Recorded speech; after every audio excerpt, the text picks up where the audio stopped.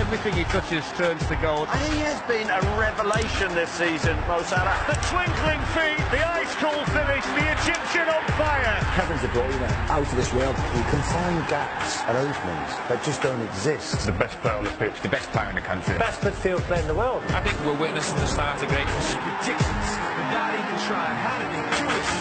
Salah! What a foul! De Bruyne! Oh! Beautiful strike. Salah!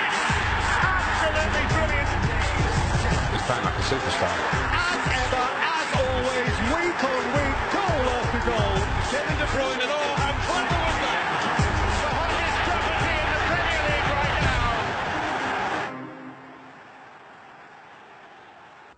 Two fabulous players enjoying brilliant seasons, Stephen. Where would your vote go? No bias, please. Can't we have two?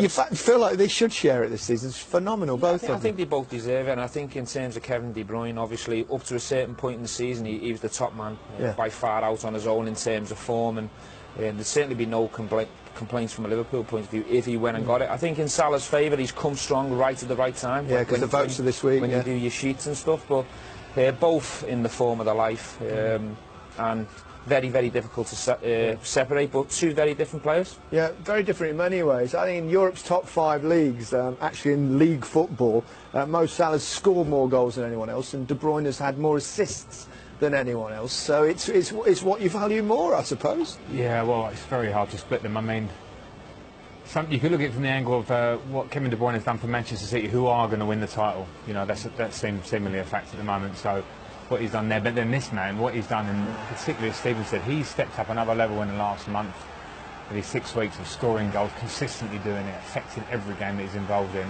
elevated himself to a player who is now on the world scene in a big way. You know, he's right up there with the top players in the world. These kind of goals are very Messi-like, as we know. So how can you split them? Yeah, it's difficult. Well, what I love about them, to be honest, is that they both had disappointments. And for young guys coming through the game, these guys are at the top of their game. One of them going to be Player of the Year. But they've had disappointing moments in their early parts of their career. And they've gone away, dusted themselves down and come back.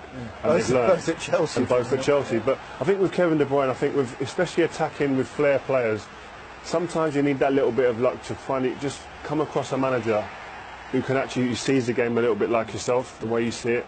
And I think that's with Kevin De Bruyne. He saw the game. He's got pictures in his head that not many players have, and Pep Guardiola sees them, and he's been able to execute that within the framework of this team. And you see the beauty of the way he plays off both feet. He sees early passes earlier than anyone else. Even when you're watching the game on the telly, sometimes you think, where's he seen that from? And the way he can shoot and deliver the last pass, I mean, is stuff to just marvel at times. I think these two games are pivotal. We know the vote happens early, and I think it has to for certain logistics. But if either of these affect this game and win it for their teams over these 2 legs, then that probably they're so close that probably edges them in front. Yeah, I saw a lovely story. I hope it's true that Mo Salah in the Egyptian election, even though he wasn't on the ballot paper, got 1 million votes. And